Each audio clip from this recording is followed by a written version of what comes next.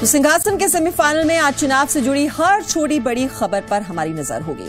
आज का दिन चुनावी घोषणाओं का दिन है। दिल्ली में कांग्रेस और आम आदमी पार्टी ने अपने मैनिफेस्टो को जारी कर दिया है, जबकि राजस्थान में बीजेपी ने भी चुनावी पिटारा खोल दिया है।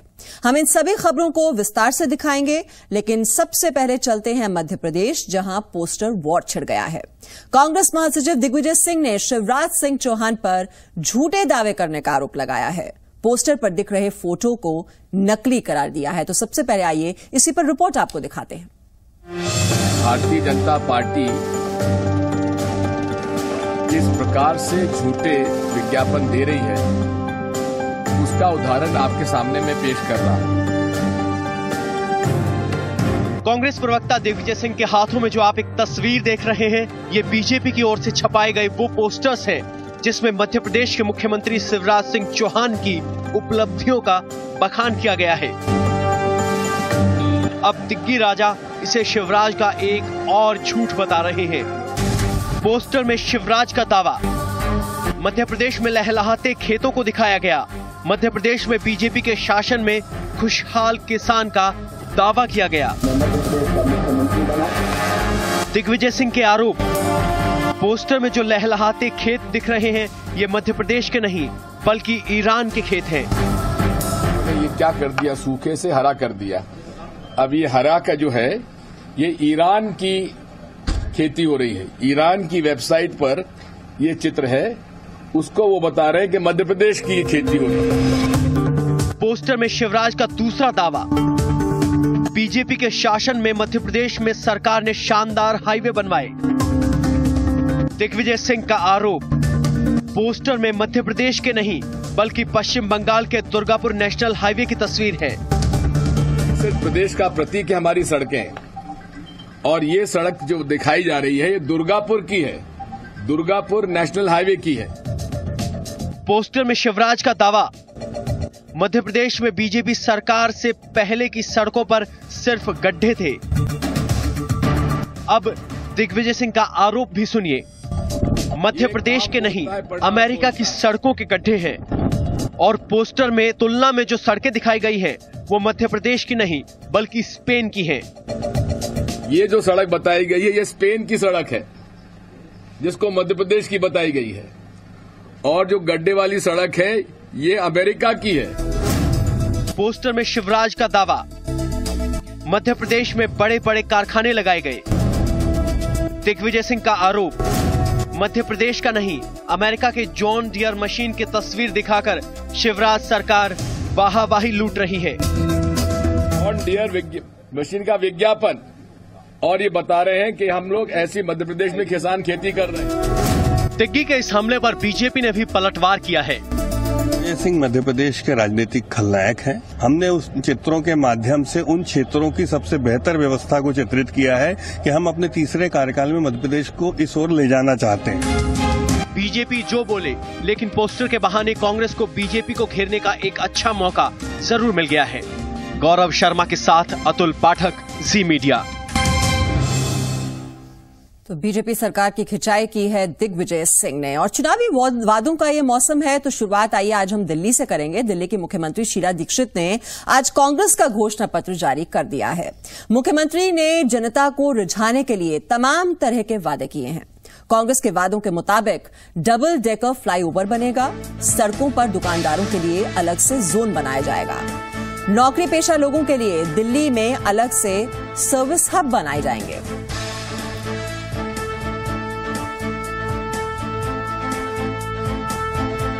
बाहर से आए मजदूरों के लिए रहने के लिए लेबर शेल्टर बनेगा, ये वादा भी किया गया है। झुग्गी झोपड़ियों के विकास के लिए अलग से इंतजाम किए जाएंगे। हर विधानसभा क्षेत्र में महिलाओं के लिए 20 शौचालय होंगे। दिल्ली भारत का एक नॉलेज सेंटर बनेगा, नए कॉलेज और स्कूल यहां पर खोले जाएंगे। और दिल्ली को पूर्ण राज्य का दर्जा मिले, इसकी लिए भी कोशिशें की जाएंगी। काबिल लाडली योजना में बच्चियों को 50,000 रुपए दिए जाएंगे। महिलाओं की सुरक्षा के लिए विशेष इंतजाम किए जाएंगे। अल्पसंख्यकों के लिए रोजगार के अवसर बढ़ाए जाएंगे। और दिल्ली में अगले 4 साल में हर घर में गैस की आपूर्ति होगी। मैनिफेस्टो इसके बाद रिलीज किया जाएगा, उसमें कुछ वर्णन है कि क्या हमने 15 सालों में कार्य किया है, और उसमें वर्णन हमने कि न केवल वो कार्यक्रमों को किया जो हमारी सरकार ने किया, लेकिन जो केंद्र की सरकार ने किया और उसका लाभ हम लोगों को मिला है, उसका भी हमने संकेत दिया है। जो सुविधाएं आपको मिली हैं, जो कमियां हैं, उनको पूरा करना है, ये भी हमारा संकल्प है।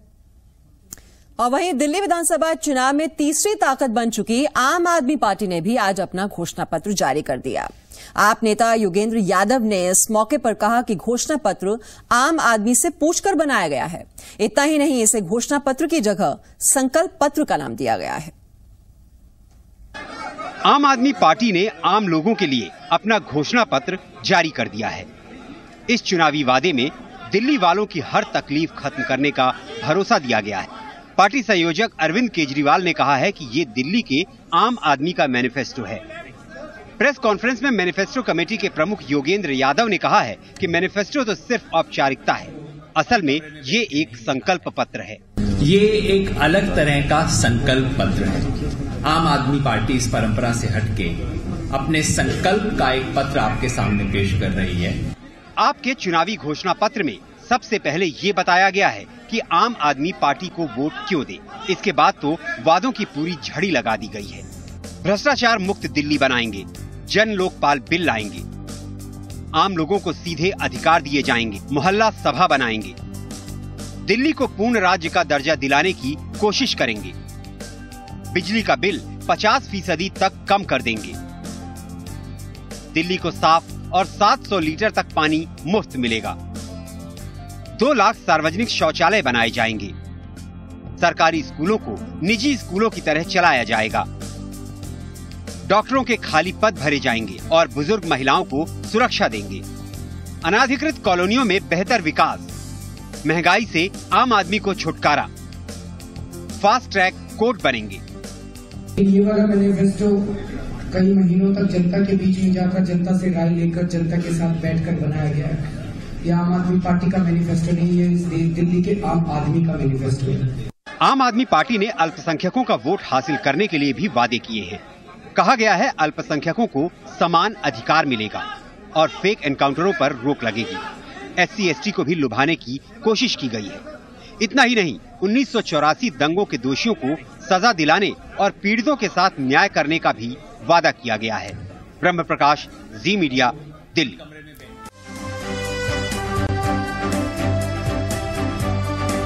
सिंहासन के सेमीफाइनल में अब बात राजस्थान की, जहां 1 दिसंबर को विधानसभा चुनाव होने जा रहे हैं। ऐसे में दोनों बड़ी पार्टियां बीजेपी और कांग्रेस ने जनता से कई वादे कर दिए हैं। मंगलवार को कांग्रेस के चुनावी घोषणा पत्र के जवाब में बीजेपी ने आज अपना घोषणा पत्र जारी कर दिया। तमाम तरह के वादे किए गए, गहलोत सरकार को हर जगह फेल बताया और राज्य में कमल के खिलने का दावा किया। कांग्रेस से दो हाथ करने के लिए बीजेपी ने वादों का पिटारा खोल दिया है। बीजेपी प्रदेश अध्यक्ष वसुंधरा राजे और पार्टी अध्यक्ष राजनाथ सिंह की मौजूदगी में पार्टी ने राजस्थान की जनता के लिए घोषणा पत्र जारी किया। अपने घोषणा पत्र में बीजेपी ने हर वर्ग को शामिल किया है और सभी के लिए वादों की भरमार है। वादों की फहरिस्त में गुर्जरों को 5% आरक्षण देने का वादा किया गया, तो वहीं 5 साल में 15 लाख रोजगार का भी वादा किया गया है। किसानों के लिए 8 घंटे बिजली, घरेलू उपभोक्ताओं को 24 घंटे बिजली, SBC का 5% आरक्षण, सवर्णों को 14% आरक्षण, निःशुल्क बालिका शिक्षा, किसानों की कर्ज माफी, कम दरों पर खाद बीज, आदिवासियों के लिए विशेष पैकेज, बिजली, पानी और सड़कों की योजनाएं। मध्यम वर्ग आयोग का गठन, नौजवानों के लिए 15 लाख नए रोजगार निकाले जाएंगे। टेट की परीक्षा की बाधाओं को दूर किया जाएगा, पंचायती राज को मजबूत किया जाएगा और सदस्यों का मानदेय बढ़ाया जाएगा। महिला और बाल विकास नीति, ग्रामीण स्वास्थ्य के लिए राजस्थान मुख्यमंत्री धनवंतरी योजना। मंगलवार को कांग्रेस ने भी अपने घोषणा पत्र में एक के बाद एक वादे किए हैं। 5 लाख लोगों को नौकरी देने का भरोसा, किसानों को सस्ती दर पर बिजली, किसानों को ब्याज मुक्त लोन, प्रदेश में सीएनजी को आगे बढ़ाने का भरोसा। राज्य का पानी बाहर नहीं जाने की नीति बनेगी। गांवों में पीने के पानी की आपूर्ति। अस्पतालों में ऑपरेशन थिएटर बनाने का भरोसा। दोनों पार्टी के पास वादों की लंबी लिस्ट है। हर पार्टी की कोशिश दूसरे से अपने को बेहतर साबित करने की है। अब 1 दिसंबर को राज्य की जनता तय करेगी कि अगली सरकार किसकी बनेगी। अनुराग त्रिपाठी, जी मीडिया, जयपुर। और दिल्ली में भी विधानसभा चुनाव का स्टेज सज चुका है। चुनाव के दंगल में एक दूसरे से भिड़ने वाले चेहरों से भी पर्दा हट चुका है और अब नेताओं में उसी चेहरे को चमकाकर अपनी जीत सुनिश्चित करने की होड़ लगी हुई है। जी न्यूज की स्पेशल रिपोर्ट में चलिए आपको दिखाते हैं कैसे नेताजी करा रहे हैं अपना कंप्लीट मेकओवर।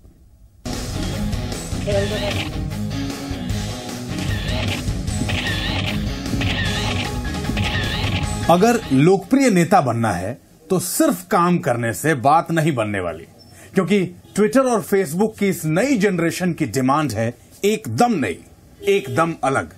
और इसीलिए तो नेताजी अपने ब्रांड न्यू अवतार में सब कुछ नया करवाने की चाहत में है। हाईटेक स्टूडियोज में फोटो शूट चल रहा है। अपनी शानदार फोटो पोर्टफोलियो बनवाने के लिए नेताजी अपनी कोई पोज छोड़ना नहीं चाहते और इन सब के पीछे मकसद सिर्फ एक ही है कि किस तरह जनता को ये भरोसा दिलाएं कि उनसे बेहतर तो कोई और है ही नहीं, यानी सबसे अच्छे, सबसे बेहतर तो बस हम ही हैं।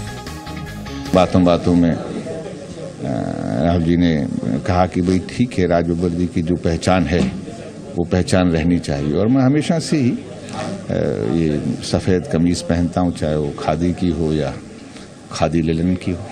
मैं फेसबुक पर हूँ, मैं ट्विटर पर हूँ, रोज ट्वीटिंग नहीं करता, लेकिन मैं अपने संदेश को देता हूँ।